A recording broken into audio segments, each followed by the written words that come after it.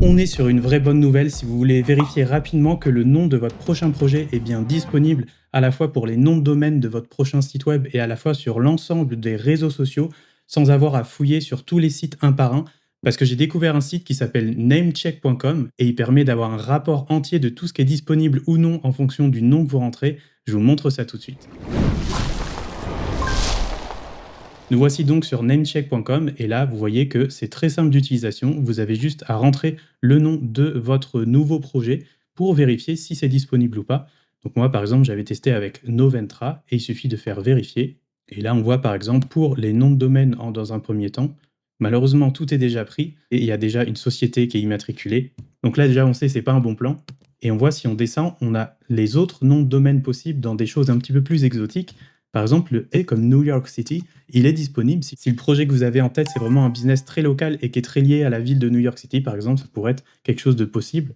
Et quand on continue de descendre, moi, c'est ma partie préférée. On voit que c'est les noms d'utilisateurs de tous les réseaux sociaux, Facebook, Twitter, LinkedIn, Instagram, Tumblr, Pinterest, YouTube, et on voit qu'ils sont tous déjà pris. J'imagine que c'est lié au fait qu'il y a déjà une marque déposée.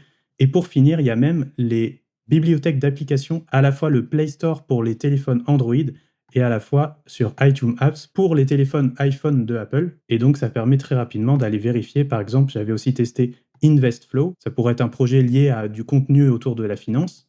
Je check. Alors, il y a le .us qui est disponible uniquement. Après, les noms de domaine un peu plus exotiques, ça va, c'est plutôt bien disponible.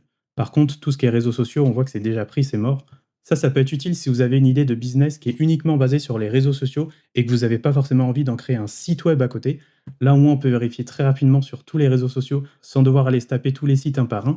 Voyons voir Buildwise. Bon, c'est déjà pris de partout aussi. De toute façon, tous les noms qui sont en 2 syllabes, à mon avis, en 2026, ils sont quasiment tous pris.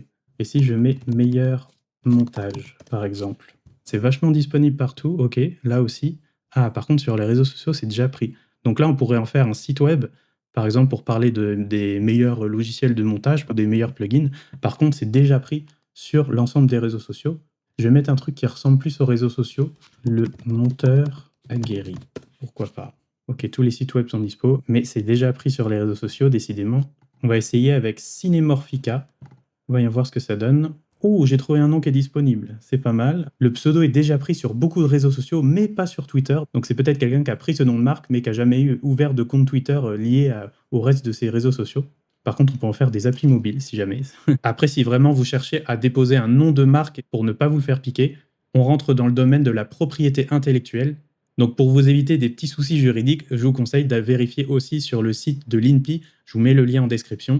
Après, si c'est juste des sites web ou des pseudos de réseaux sociaux, il n'y a pas forcément de dépôt de marque qui ont une contrainte juridique. Mais je vous le conseille pas quand même parce que c'est pas pratique quand les gens vont rechercher votre nom et risque d'y avoir des doublons de pas trop savoir qui est qui. J'espère que ce tuto vous aura aidé à lancer votre prochain projet. Allez voir dans la description, j'ai encore plein d'autres outils et plein d'autres astuces à vous partager pour gagner du temps dans la création de vos contenus au quotidien.